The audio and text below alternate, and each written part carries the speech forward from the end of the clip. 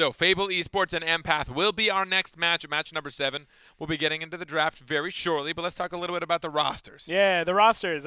Something very cool, like I mentioned right before the break, is that 2 friends are playing off against each other in this one. Will the Beast and Hyde, they're very close friends, and they played together for a very long time, and now that they've kind of split off and done different teams, it's going to be pretty exciting, also kind of sad to see them play against each other. It kind of reminds me of Jeter versus Niwa in that kind of way. Now, but are there particular matchups that you expect to see champion-wise that maybe one team will excel over the other? I know that we see Hythar on a lot of Melee champions. A Rook main, I think, at heart. Yes. I think we know. He's a Rook boy. He's a Rook boy, and Rook did see some buffs. So I'm actually really surprised that we're not seeing more Rooks, but I think Rook kind of suffers. I don't even want to say that.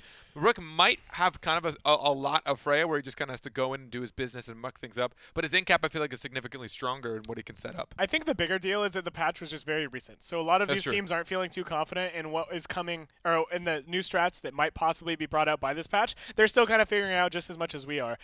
So in terms of specific hero matchups, I think it's very likely that we will see the Shifu. I think Hyder will be on Shifu, especially with how good his Shifu looked. Yeah. Did you see him eat Nards alive? His Shifu looked hot. I don't see why you don't pick it, especially going into Empath. Shifu versus Paloma, not that bad a matchup for Shifu, and Paloma being Wildebeest's most played.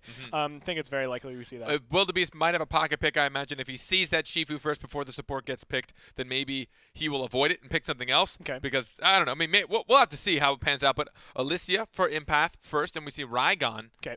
This is kind of interesting because Hyder and Keith are both very flexible players. Keith is somebody that can play both melee and range. We've seen him play Freya in the past. We've seen him play Rygon. So this Rygon's a question mark for me. I'm wondering if it's either Hyder or Keith. And if it's Keith, I wonder what Hyder is going to bring to the table in terms of range. I'd actually love to see a double melee. Watch him just try and go all in. And it looks like we're going to see the Lucy pick. The supports coming in the second picks. Okay. We're going to see a Paloma and a Lucy going against each other. Again, I think Lucy's...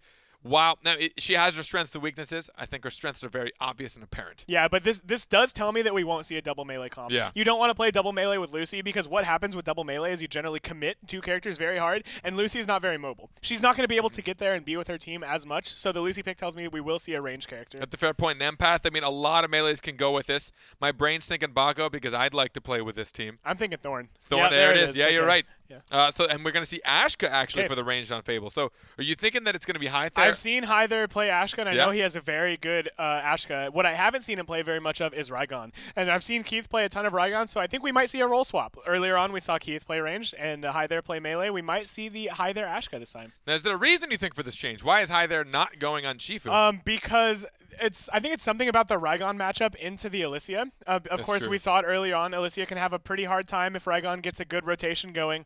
So I think that might be why. Though I'm not sure. I'm sure there's something else because Shifu can do that as well. So I'm very excited to see how this Rygon pick works and exactly why they picked it. Well, if there's one thing that anyone's ever learned about me watching me on broadcast is that I don't like giving chat power. But let's see what you guys voted. You guys have a little bit of power here. You can vote and try and get yourself some rewards. We're going to see 64% for Fable Esports, and we're going to see 36% for Empath. And that might even just be purely from what we saw out of Fable earlier today. Yeah, and I think this is probably accurate. I think these are about the odds of each team taking the game. I think Fable Esports is a little bit favored here, but Empath definitely not out of it. Actually, no, I'm wrong, because they locked in the votes prior, which means people already knew this, which means our voters know what they're talking about. Yes, smart voters. Yeah. So Empath, I mean, as far as team comps are concerned, do you feel like either of these, any of these champion picks are going to like hard counter the other? So there's a couple things I'm thinking about. I want to know for sure whether or not Fable is going to be doing the role swap. I want to know if Hyther's on the Ashka because that will make things a little bit different in my mind. But overall, just based off raw skill, I think Fable has the advantage. Team comps, I like Lucy into Alicia simply because Clarity Potion is so strong versus the Chill, and it can also like remove the freeze and stuff like that. But it also might be a very good game for the Thorn. Thorn has a very nice time setting up combos with the Entangling Roots, which is very good against Ashka. Yeah. So it could go either way. I don't think this is either draft is an auto win. I mean, this is the AoE comp right here. You're looking at a Paloma ultimate, Thorn ultimate, Alicia ultimate. Yes. There is so much ground covered, and the damage they can do, especially against someone like a Rygon, who really doesn't have a lot of mobility, and it's very obvious. Everybody calls it out. A lot of times today, Rygons do well when they have cooldowns or they have support, but we've seen Rygons get punished heavily. Absolutely. And this is the team comp that will punish Rygons. The moment that he thinks that he's safe, you'll see a Paloma ultimate. He tries to get out of there. You're going to see plenty. And Lucy will do her best. The barrier is really, really going to help out. Yeah. but it's not a removal. It's not an other side. It's not a portal from Xander. Yeah, I do like the another reason I like the Lucy pick though is because it's very good against the chill, like I mentioned. Also the Thorn Entangling Roots. It's good against Paloma too. You can cleanse off that other side. It's one of the only it is the only counter to other side in Battlerite. And sometimes if you're a Paloma, you might just get gooed. You might just get gooed, and your other side will get Clarity Potion. So Wildebeest is going to have to play very smart. And a little of this is just knowing they knew Wildebeest would probably pick Paloma. So that's where you're going to see the Lucy. Remember, that was the blind second pick. So you're going to see the Lucy and Paloma happening at the same time. They were confident that Wildebeest would want to go on Paloma. Yeah. And seeing such a heavy change from just the team composition of Fable Esports is always fun to watch. They're that confident. They're swapping roles, swapping champions, entire compositions. Because we use the word one trick, which sounds a lot more negative than it really is.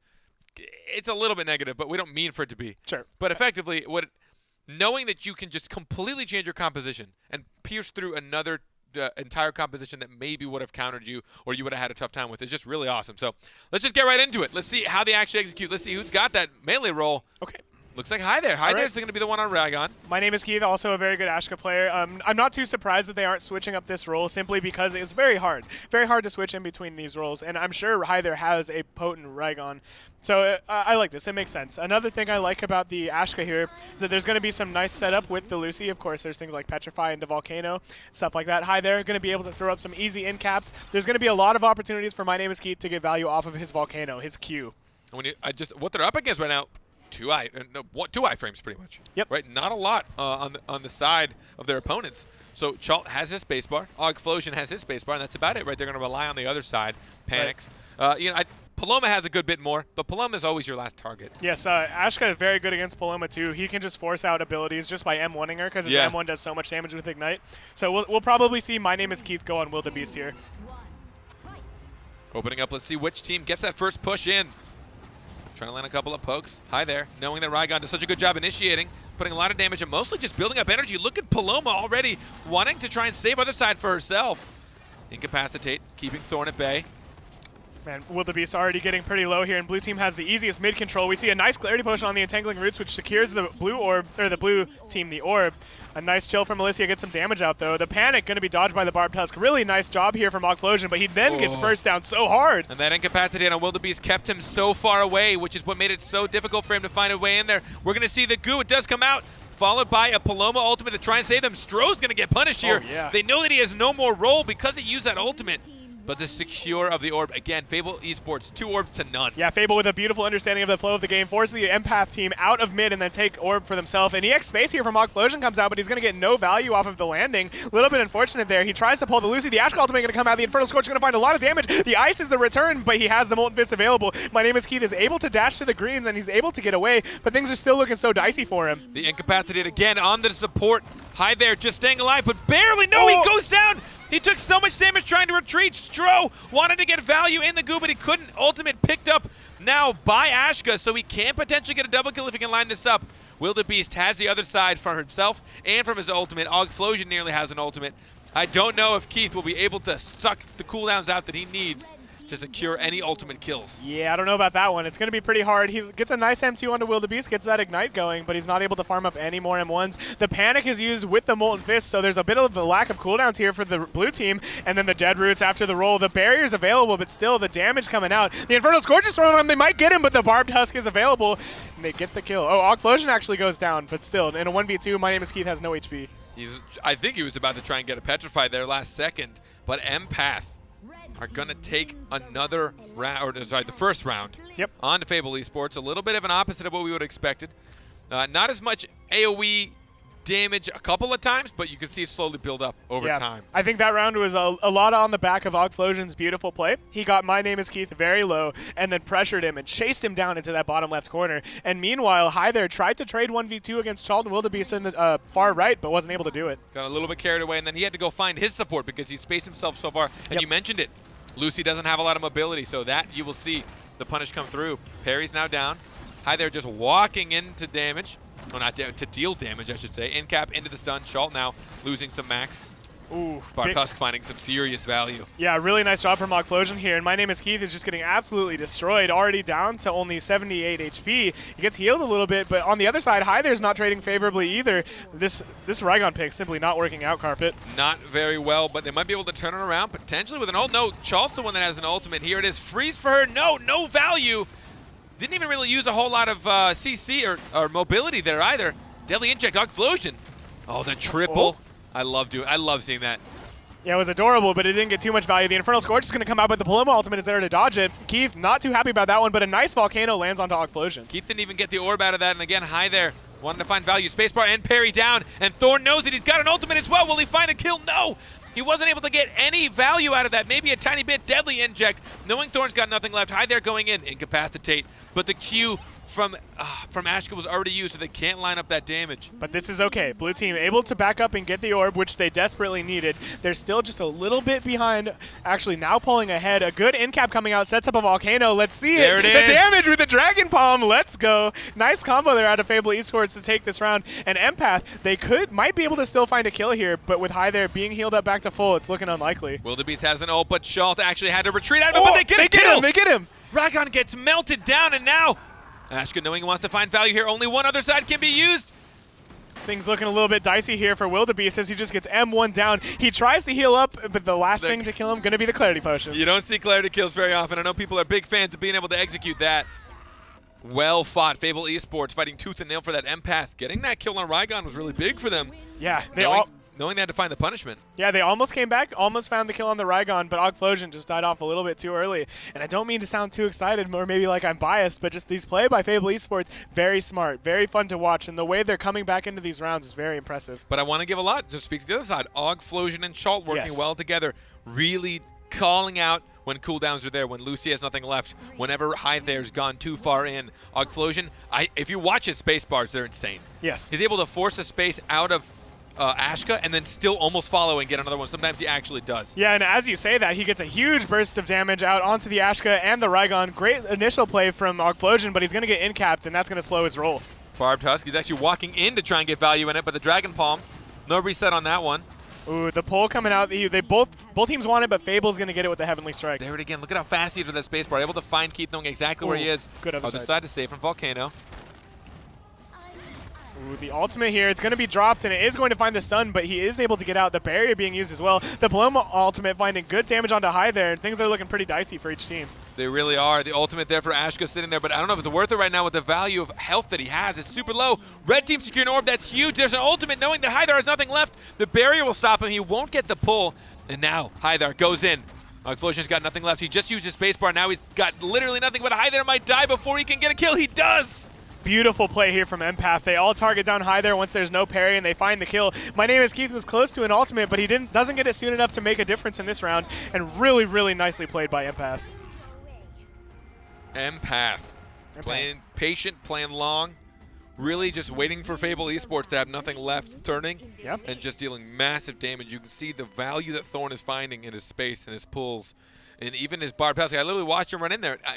I knew he was going to do it, but again, in the heat of the moment, people didn't really know he was going to Barb Tusk right away.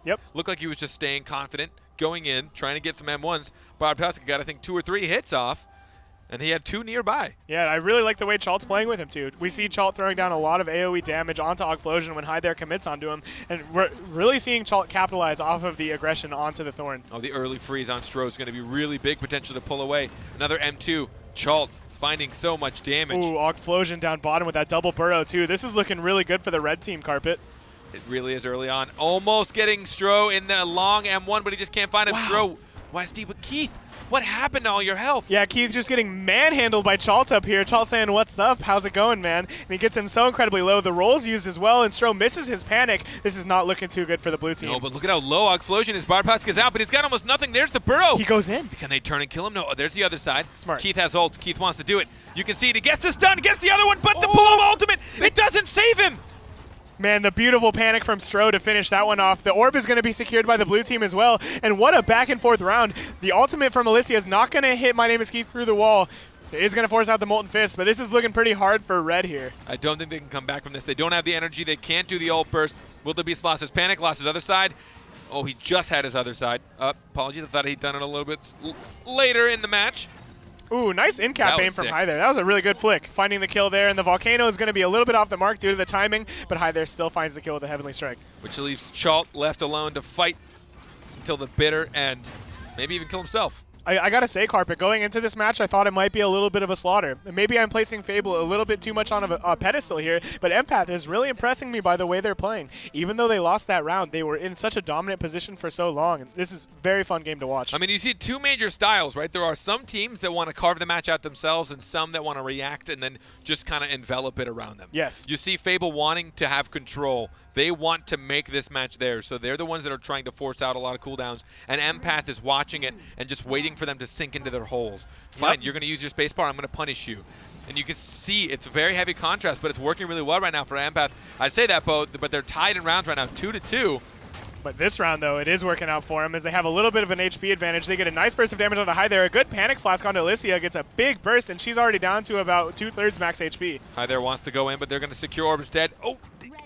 Red team gets it! Chalt snags it with the M1. Really nicely done. He waited a second and made sure he'd get it. The incapacitate and the pull happening at the same time on that Thorn. Nice entangling roots right around the wall. The Clarity Potion is there, but High there is being aggressed on here. Ogflosion not going to be able to hit anyone with that burrow. The pull is not available. The Volcano hits onto Ogflosion, but the Paloma ultimate second tick heals him up. I do like seeing that Keith has a lot of health. He'd been losing a lot of health early on in the earlier rounds, so he has some more time, can get a little bit more aggressive, especially when he builds up energy. He's going to have an ult very, very shortly, but so does Chalt and Thorn. Here's one. Raygon trying to get out of there. He's going to get chased down. There's another ultimate. Oh, there it is. Man. Thorn might just go down here. He does. Oh my gosh, the ultimate coming out here from Ogflosion. He chased so long looking for something that Dead Root's getting no value as well. Very detrimental to his team. A little bit unfortunate. The Alicia ultimate's going to come out and secure the orb, but it doesn't land on any of the enemies. But this is a very hard 1v2, or a 2v3. Volcano going to come out. The other side is forced from Wildebeest, and Chalt not going to be ran at. Clarity Potion to get the other side off of Chalt. Not able to try and get the damage from the Paloma ultimate onto High there. And it's looking like it will get carried away. Fable Esports. Earlier on, Keith playing safer, keeping his health. I noticed that early on, Ashka had lost so much health in the early rounds. Yeah. And he had to play so safe. He still could deal damage from a distance, but it definitely doesn't land good when you can't take the high-risk, high-reward plays. Yeah, absolutely. And Keith is definitely one of those types of people. He's a very aggressive person, both in-game and out. He wants to play in, and when he's forced to slow a little bit, he's a little bit out of his comfort zone. But he's still able to do a great job here, as we see. Like you mentioned, he got low very early, and he was still able to come back and make it work. And a little bit interesting of an Ashka build here. He actually has the Volcano Radius addition, the 15% bigger Q stun. It's very cool to see how they're playing this, just looking for those combos, trying to find the Q.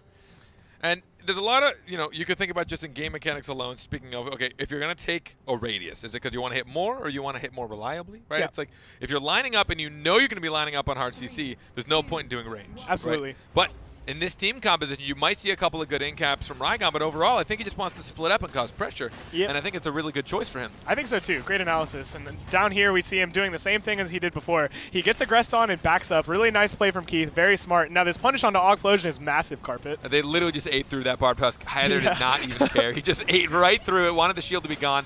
Another good pull from Thorn. A Clarity Potion to move it.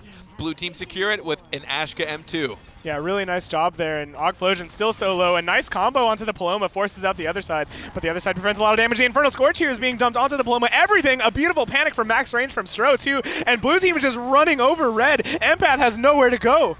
Every single time they knew that someone didn't have any kind of mobility, they just turned targets and punished. Yeah. They did it one at a time, from Thorn to Alicia to Paloma, back to Thorn, back to Paloma. None of them could gather it up. Once that first mistake was made, they couldn't keep the rotations together. They never had the mobility at the same time. Yeah, absolutely. A great punish, too. They just went down the line. They went down the list of, okay, we forced out that person's out. Let's go on them. And they forced out the other side and found a huge punish onto Chalt afterwards. They're going to secure this orb and likely the round. A little bit of, I'd almost want to call BM. I think High there could have killed Thorn there. We had a Petrify on a support and he was incapacitated. His space would have killed him. But it's okay. Trying to get the juicy combos. Wildebeest stays alive from his ultimate.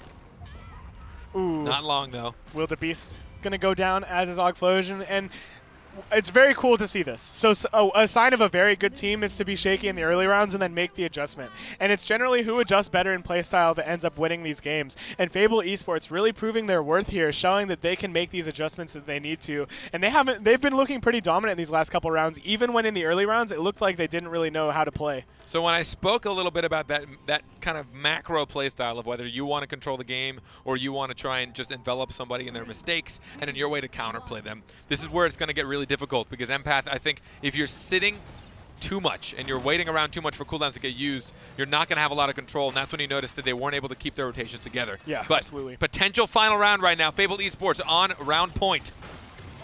Nice M2 there from High. They're getting a decent amount of damage out. He doesn't hit the EXE. A little bit unfortunate here, but he's not letting up on this aggression. Orb getting pulled. Red team secure. This is going to be big, but he's getting punished in the corner. Barbed Husk is down. Ogflosion losing out on cooldowns. Burrow now down 2. Almost right into a volcano. Wow, High there playing so incredibly well here. He did some footsies to dodge the entangling roots, but he's going to take a little bit of a punish here. The freeze from Alicia going to get a little bit of damage, but honestly, Fable's still sitting pretty. They back up for the complete mid-control and going to take the orb. No, they won't! High there missed his M2. A little bit unfortunate there. The damage on the pull from Thorn, you don't see that usually being the final blow. Barbed Husk saving out Wildebeest from some max damage. Chaw trying to outpoke Keith if possible. The space is now down. There's no Barbed Husk for Ogflosion. And it looks like High there knows it. No, he's turning to Wildebeest. Gets the in cap. No more support. And there's the lineup of damage. The Barbed Husk is available, but still Wildebeest takes a huge chunk of damage. Ogflosion doesn't have the Barbed Husk for himself, so he can't aggress. Blue team getting they're getting their first orb of the game. Actually, a little bit surprising here is Empath playing so far on the back foot, even though they have orb control, or orb advantage. Ogflosion has a deadly inject. They're trying to save as many cooldowns as possible. They don't want to waste it. High there gets an in-cap on the support, which means no other side, and he punishes knowing that Wildebeest was incapacitated. Nicely done. Yeah, absolute beautiful play from High there. He recognized Ogflosion was forced to Barbed Husk Wildebeest, and then just continued to go on the Thorn. And Fable Esports, it's looking like they're going to move up to the top of their group, taking the first 2 series of the day. 5 rounds to 2. Trading back and forth in the first 4, looking like it was back and forth. I'm proud and I'm impressed. It takes a big man to back up and say, maybe I was giving this team too much credit. But there you can see it in that turnaround, being able to adapt halfway through a series. It's what's going to make them dangerous continuing on in the Battlerite Pro League, but that also means that you can't write off their opponents. They still did a great job. Their team composition, I liked what it could execute, but it sometimes can prove difficult when you have a team that's organized and impactful as their opponents. Yeah, I mean, we're singing all the praises of Fable, but Empath is definitely a cool team, definitely a very skilled team, and I think they looked very good in those early rounds. If they're able to just keep that up and hone in on that a little bit more, I think they'll definitely be someone we'll have to look out for later in the season. And we're going to be able to take a look at some of the big moments that team executed. I mean, I'm not going to say it anymore because I'm done saying it. I'm excited to watch this team as it goes on the Battlerite Pro League, but this is just so different for the scene. This competitive scene has been around for so long, and this is such a big culmination of just actually like having this pressure behind you, a lot of money at stake, a lot of pressure at stake, a lot of people watching you. This group stage, this format, it's all new to these players, and it means so much. So I love seeing them at their peak and at their performance. So absolutely. Let's just take a look at a couple of the highlights. We'll speak over it and talk about what went right, what went wrong for both of these teams. One of the earlier rounds here, we just see my name is Keith, walk at Wildebeest, and I kind of alluded to it earlier. My name is Keith, a very aggressive person and player. When he's able to play aggressively, similar to Averse, he can just take over some of these games. And just, I mean, I'm really liking people experimenting with team comps. I think it's really, really big for me. Because I know that there are a couple of times throughout Battlerite's meta where you'll just see 3 team comps. Right. Just over and over and over again. And I think that's before people started mastering and understanding compositions. And it's mostly about utility. I don't want to say all, but a lot of it has to do with how do your utility abilities mesh. Do you have incapacitates into stuns, a lot of CC? Do you have a lot of pulls into some more AoE damage, whatever it might be? And then actually learning how to play with that is an entire skill outside of just your mechanical skills. Yes. And we saw it executed nearly flawlessly by, wasn't Space Station Gaming, it was Fable? No, I think Youngsung. Yeah. Youngsung, when you saw the incapacitate from Croak, followed by a walk-up of Ulrich, another stun, and then a stun, and then a space, and then a stun. All that within seconds and having no time to react. So beautiful play by every single person that we're seeing. It's one step to be able to be good in solo queue and dominate matchups, but when you're able to make that next step and play with a team and combo with your allies is when you really elevate yourself as a player.